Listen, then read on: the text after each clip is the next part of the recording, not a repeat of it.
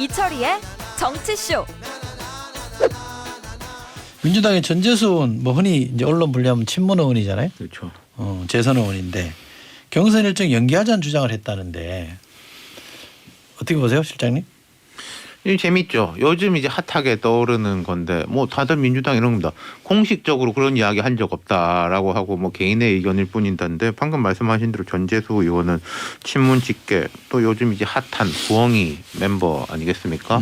그리고 언론 보면은 아니 뭐 그렇게 해야 되는 게 맞는 거 아니야? 라는 논리는 뭐 9개월 전인가요? 지금 정해진 180일. 예, 180일 6개월 전인가? 네. 6개월 전이면 너무 빠르다. 그리고 올해 또 이번 같은 경우 코로나 때문에 특히 더 그렇다라고 하는데 근데 왜 하필 지금 이게 지방선거 앞두고 또 이낙연 대표 조금 있으면 이제 그 나가지 않습니까? 그러고 이제 또 이재명이 1등 할 때 그러냐? 이건 뭐 누가 봐도 이재명 견제로밖에 안 보이는 견제다? 거죠. 예. 소장님도? 견제가 맞아요. 저 말에 동의를 하고 실무적인 얘기를 해드릴게요.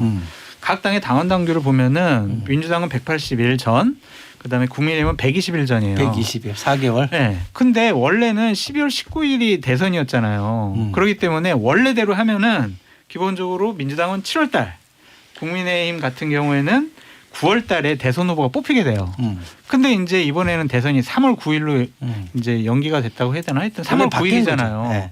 그러면은 민주당 같은 경우에는 9월 9일 날 전에 뽑아야 되고 그다음에 민주당은 9월 9일, 국민의힘은 이제 11월 9일 날까지 뽑아야 된단 말이에요. 그럼 이게 국회 일정이랑 보면 또 안 맞아요.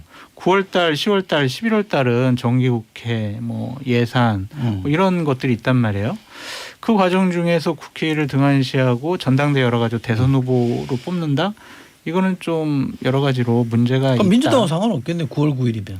9월 9일인데 뭐 하여튼 원래는 이제 또 여름에 또 뽑으면은 또 뭐 덥기도 하고 어쩌자는 거예요? 짜증나고. 아이 그러면 또 그 여름에도 안 되고 저기도 안 되고 봄에 하지 정기국회도 뭐 안 되고 그러면 지금부터. 그래서 제가 봤을 때는 이거는 이제 보궐선거 끝나고 전당대회 열리잖아요. 각 후보들이 어떠한 공약을 내세울지 궁금해요. 이거는 분명히 논란이 되고 바뀔 가능성도 있다. 그래서 대략 12월 중순쯤으로 미루는 논의가 나오지 않을까 싶어요. 근데 이게 야당이면은 저는 이럴 수가 있다고 생각해요. 뭐 여당 먼저 하는 거 보고 우리가 밀리니까 뭐 국민의힘 같은 경우에 뭐 4월 이후에 우리가 뭐 합당되고 정계 개편 뭐 윤석열 뭐 이런 이야기 할 수 있지 않습니까? 여당이 그리고 여당에 지금 1등 후보가 있어요. 아주 앞서 나가는 1등 후보가 있어요. 근데 우리가 미루자라고 하는 것은 정말 좀 명분이 안 서는 거죠. 이거 누구 편이냐 아니냐를 떠나가지고. 그러니까 이 명분을 지금 어떻게 짤 건지 고민들을 하고 있겠죠. 근데 결론적으로 말씀드리면 이재명 지사가 반대하면은 이거는 민주당 같은 경우 연기 못해요. 안 되는 거죠, 사실. 네, 1등 후보가 반대를 하고 룰을 바꾸면 안 된다라고 하면은 명분이 없어요. 근데 이재명 지사가 만약에 그래 바꿉시다. 12월 달에 합시다. 그러면 바뀌는 거고. 근데 저는 뭐든 게임을 앞두고 룰을 바꾸는 거는 반대예요. 뭐든. 아니 저기 선거법도 바꿔. 민주당에서 뭐 선거법도 바꾸고 당원도 바꾸고 다 바꿨는데 뭐 민주당이 선거법? 뭐 선거법? 네. 패스트 트랙 해가지고 선거법 다 바꿨잖아요. 게임의 룰. 요건 제가 할 말이 있는데 참 어떻게 하지 마세요. 할 수도 없고 참. 하여간 전 정해진 대로 규칙은 그럼요. 정해진 대로 하고 그리고 오해 여지가 없을 때 바꾸는 게 맞죠. 맞습니다. 저는 국회법도 문제 있다 그래서 바꾸자고 다 동의했는데 사석에서는 실제로 가서 바꾸자 그러면 반대예요. 그래서 다음에 적용하는 걸로 해서 바꿔놓자. 그때 그러니까 누가 이길지 민주당이 모르니까 딜레마일 거예요. 그것도 안 하대. 제가 볼 때는 바꿀 수 있는 조건은 하나가 있어요. 대통령 지지율도 확 떨어지고 이재명 지사 지지율도 확 떨어지면은 바꾸자는 이야기가 나올 수 있어요. 근데 그거 바꾸기 위해 가지고 지지율을 떨어뜨려야 되나? 그건 말이 안 되죠. 그렇죠. 근데 그냥 갈 것 같다. 민주당 같은 경우는 그냥 갈 것 같은데 국민의힘은 바꿀 수도 있다. 그럼 120일 또 네. 안 되게 뽑을 수 있다. 왜냐면요. 국민의힘은 대선 후보가 없잖아요. 그때까지 나오겠지. 아니 근데 일단은 그러니까 반대하는 사람이 별로 없다는 거죠. 다 났기 때문에 시간을 벌기를 원하는 사람들이 훨씬 많을 거라는 거죠. 공통적으로 국민의힘의 이제 잠재적 주자들. 그리고 이제 이철희 소장님께서는 상당히 계속 부정적인 말씀을 하시지만 저는 7월 24일 윤석열 총장 나온 다음에 국민의힘 야권의 대선 후보군들은 정리가 돼야 될 거예요. 그분이 정치를 하든 안 하든 그런 상황에서 9월 달에 뽑는다? 이것은 좀 말이 안 되는 것 같아요. 9월 달, 10월 달에 뽑는 거. 그러니까 현실적으로 뭐 조금 대선 다른 후보가 없어서. 다른 얘기긴 한데 우리 소장님은 윤석열 카드의 가능성을 좀 높게 보시는구나. 현실적으로 야권 후보 중에 1등 나오니까 그걸 무시할 수는 없다 이거죠. 그래서 그분이 거취 표명을 확실히 해야 야권 후보군이 정리가 되거든요. 그분이 계속 지금처럼 할 수도 있고 안 할 수도 있고 뭐 하고 싶은데 안 하고 싶기도 하고 이런 애매모호한 상황에서라면 일단 한 15% 정도의 야권 후보 지지를 가져가 버리면 나머지 후보들은 어떻게 지지를 올릴 수가 이 없어요. 전방 어떻게 보세요? 맞다고 해줘. 그러니까 뭐 한다 안 한다에 떠나서 조금 이렇게 안개가 거쳐야 되는 건 맞을 것 같아요. 제 말이 맞대잖아요. 좀 전 다른 관점으로 국민의힘이 다음 대선에 유력한 카드를 쓴다. 그러니까 좀 승리 가능성이 높은 카드를 쓰겠다 그러면 전 윤석열은 아닐 거라고 봅니다. 99% 아닐 거다. 사람이 있나요? 저는 지름 카드다 봐요. 왜 사람이 없어요? 다음 주에 이야기하죠. 좋아요. 시간 많이 남았는데? 아 그래요? 언제 다 됐는데? 옛날에 왜 그랬잖아요. 그 저 명마가 없는 게 아니라 명마를 알아보는 사람이 없다는 건데. 그리고 뭐 억지로 사람 만들어낸다고 해서 선거 이겨지는 게 아니더라고요. 맞아요. 제 경험에 보면 네. 그러니까 그 선거도 어떻게 보면 순리대로 가야지 억지로 막 쥐어짠다 해서 되지도 않고 지금 민주당도 지금이야 뭐 호시절이지 한때는 뭐 노상졌잖아요. 거기도. 알겠습니다. 자 타짜 두 분 하고요. 선거 얘기 좀 해볼게요. 지금 TV 토론 시즌이래요. 네. 어때요? 흥행이 좀 되나요? 어때요? 별 영향 없을 것 같습니다. 그래요? 네. 네. 기대를 많이 했는데. 얼마나 많은 분들이 볼까요? 많이 안 그냥 봐요? 저희 뭐 기자분들이나 저희처럼 평론하는 사람들이야 보고 저것 못했네 잘했네 이렇게 해야 되니까. 그런데 기본적으로 시민들께서는 별로 안 보실 것 같고요. 저는 이미지만 볼 것 같아요. 이미지. 네. 그냥 어제 느꼈던 거는 뭐냐면요. 국민의힘이 좀 세련돼졌네라는 생각이 들더라고요.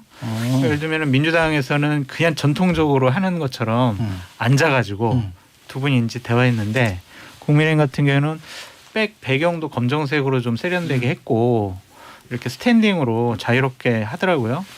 그래서 형식 면에서는 국민의힘이 상당히 좀 발전했다. 역시 저 사람들 살기 위해서 몸부림치는구나. 그런 생각이 들었어요. 원래 필요가 창조의 어머니예요. 네. 사실 지난 총선 때도 이런저런 시도는 국민의힘이 많이 했었거든요. 총선 때? 예. 그게 이어지는 것 같고.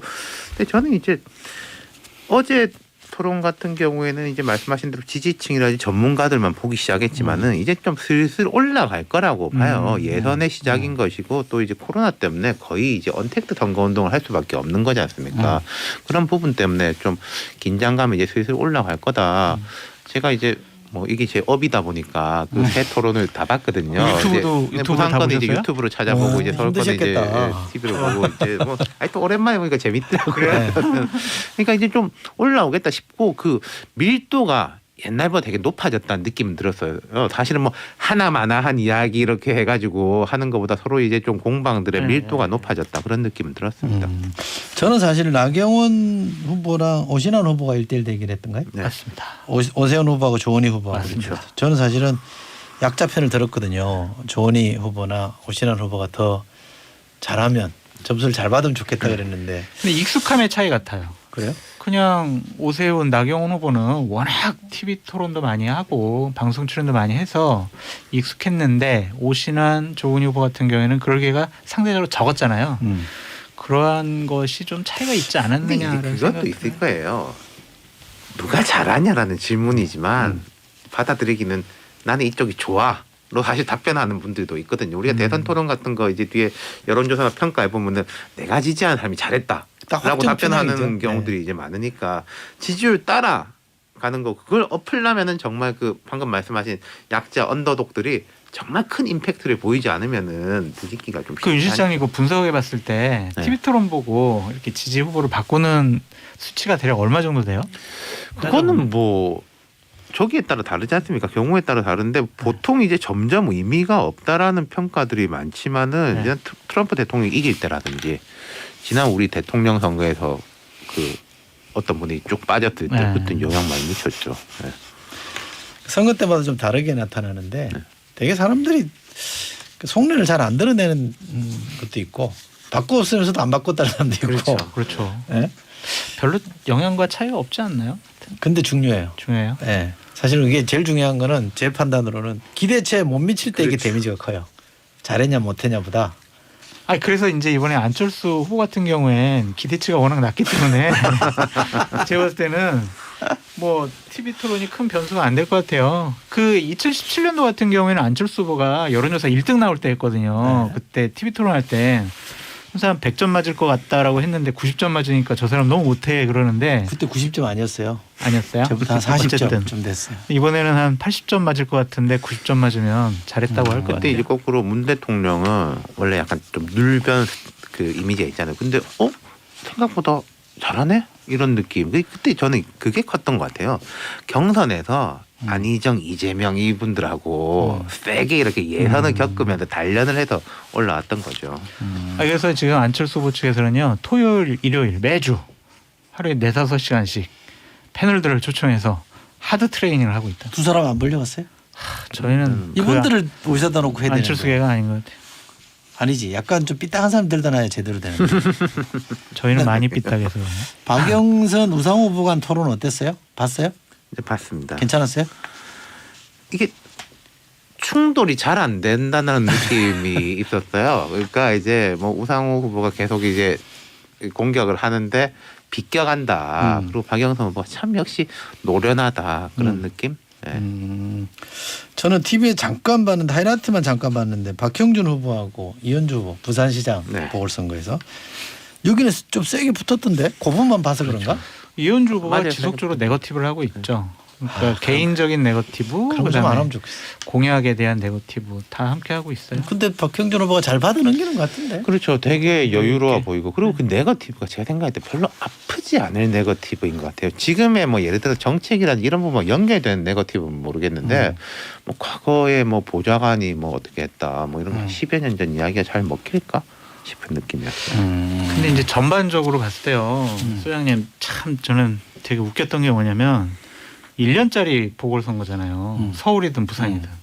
이 사람들 내놓은 공약 보면은요. 거의 무슨 대선 후보급이에요. 맞아요. 네. 무슨 뭐 1억 주겠다. 뭐 21분 스마트 시티를 만들겠다. 강변북로에 뭐 아파트를 쫙 깔겠다. 이거 1년짜리 서울시장이 어떻게 해요? 선거 매년 해야 돼요. 선거 매년 해야 됩니다. 매년? 나라가 얼마 발전하겠습니까? 그래서 정말 너무 황당하더라고요. 이렇게. 안철수 후보 지금 금태수 후보 간의 토론은 언제예요? 내일이죠. 내일이에요? 내일 오후에. 예. 어떨 것 같아요? 좀 재밌지 않을까. 제 주위에서 이제 기자들이나 이렇게들이 야, 뭐 딴 건 모르겠는데 재밌는 이쪽이 있지 않겠냐. 뭐 그런 식들의 관심들이 많더라고요. 그러니까 내일하고 23일이 제일 재밌을 것 같아요. 23일은 뭐예요? 오세훈 나경원. 1등끼리? 네. 근데 금태섭 후보가 워낙 말을 잘하니까 안철수 후보가 당할 아니 수밖에 그게 토론이 말 잘한다고 되는 게 아니에요. 그래요? 그렇죠. 그리고 네. 이제 안 후보가 아무래도 지금 코로나 국면이니까 그 의사로서의 전문성이라든지 또 경제 이런 부분에는 상대적인 강점이 있잖아요. 좀 봐야죠. 근데 그 이제 금태섭 후보가 얘기를 참 잘하죠. 똑똑하잖아요. 본회의장에서 내 옆자리였고 저랑도 원래 친했던 사이니까. 네. 근데 조언 아닌 조언을 하자면 너무 몰아세우거나 안철수 후보를 맞아요. 흔히 하는 이렇게 싸가지 없는 사람으로 부딪혀지면 안 돼요. 근데 지금은 되게 공격적이잖아요. 룰 가지고. 하면 안 되거든. 지금까지는 공격적인데. 근데 이런 게 있는 것 같아요. 방금 저도 동의하는데 소장 말씀 동의하는데 이게 내용이 있고 스타일이 있지 않습니까? 둘 다 공격적이면 별로예요. 예를 들어 내용이 강하면은 스타일은 온화하게, 스타일이 강하면은 내용은 좀 온건하게 그렇게 하는 게 맞지 않을까 싶어요. 우리 장성철 소장이 공약 얘기했는데 5년짜리 대통령 선거 나온 후보들처럼 보인다 그랬는데 유권자들도 알지 않을까요? 저거 뻥이라는 거? 근데 현실적으로 그 공약이 실현이 되면 상당히 이익을 받는 분들이 많이 있잖아요. 기대감이 높아진단 말이에요. 이런 것들이. 실현 가능성은 두 번째 문제고 기본적으로 신혼부부 1억 줘? 이거 좋은데? 이 사람 찍어줄까? 이렇게 속을 수도 있다라는 거죠. 제 잘 안 말은. 속을 거예요. 안 속을까요? 네. 그리고 공약이 과거에는 보면은 약간 세밀한 부분, 예를 들어서 이제 서울시장 선거면은 이건 뭐 5만 표짜리다, 10만 표짜리다 이렇게 세밀하게 들어가는데 이번은 그냥 뭐 선거가 짧아서 그런지 굵직굵직해요. 100층 건물, 나는 130층, 뭐 집 20만 채, 뭐 60만 74만 원 가까이 74만 나왔어요. 원. 예. 그나저나 요건 하나 제가 질문 드리고 싶은데 두 분께 서울시 연립정부라는 게 이게 뭐예요? 어떻게 한다는 거예요? 저는 정부라는 단어를 안철수 후보가 잘못 썼다고 봐요. 그냥 연립 시정을 하겠다라는 건데 네. 그냥 TV 나와가지고 좀 실수한 게 아닌가라는 생각이 들고 안철수 후보가 공식적으로 얘기했죠. 연립 정부, 연립 시정 이것은 인사를 국민의힘 쪽 야권 사람들 많이 같이 쓰겠다, 데려다 쓰겠다. 인사. 예, 그러니까 뭐 서울시 부시장 자리, 뭐 그런 자리를 뭐 몇 개 주겠죠. 뭐 저는 그 안 대표가 만약에 서울시장 후보가 된다고 하면은 뭐 모르겠습니다. 제가 볼 때는 궁극적으로 이제 대선까지 바라보고 하는 걸 거 아니에요. 그러면은 지금 국민의힘에 안 줄 이유가 없는 거예요. 뭐 이게 지도부에 준다라는 게 아니라 여러 이제 세력들에 대해 가지고 뭐 사람들에 대해 가지고 인재들을 영입 뭐 말하자면은 안철수가 이제 영입을 하면서 자 이것이 연립 시정이다라고 하면 되는 거잖아요. 당연히 그렇게 하겠죠. 안 할 이유가 없는 그러니까 저는 거죠. 이게요. 본인을 위해서라도. 결국에는 합당이라고 봐요. 합당. 합당을 위한 거다. 합당을 자락을 까는 그 하나의 메시지라고 봐요. 제가 궁금했던 거는 이제 우리가 연립정부라고 하면 중앙정부 차원에는 DJP가 있었고 지방정부로 가면 이제 남경필 경기지사가 네. 협치부지사 뭐 이른바 이렇게 정무부지사를 됐죠. 이제 야당한테 줬잖아요. 그리고 지금 대구의 권영진 시장도 홍일환. 지금 이제 민주당 출신에게 홍일환. 줬잖아요. 그런 정도면 이건 연정이라고 말하기 좀 어렵잖아요. 어렵죠. 그럼 차라리 연정이라고 했으면 뭐 정책적인 협약 같은 거를 꼼꼼하게 이렇게 해서 국민들에게 공개한다든지 이런 거 없이 그냥 불쑥 지르니까 근데 이제 뭐 제가 좀 감히 한 문제인만 있는 것 같아요. 감히 우리 박사님께 말씀드리자면 너무 이 부분에 대해서 심각하게 생각 안 하셨으면 좋겠다라는 그래요? 생각이 들어요. 예를 들면 연립 정부나 연립 시정이라면요 민주당하고 하는 게 맞아요. 지금 서울시 의회를 90%를 민주당이 장악을 하고 있는데 구청장 24명. 네, 국민의힘하고 연립 정부, 연립 시정을 해봤자 과연 서울시를 운영하고 경영하는데 어떠한 도움이 되겠냐. 그러니까 이거는 제가 봤을 때는 다음번 대선 나가기 위해서 국민의힘, 국민의당 합당하자 그런 차원의 메시지 같아요. 알겠습니다. 그렇게 읽겠습니다. 네. 심각하게 안 보겠습니다. 네. 예.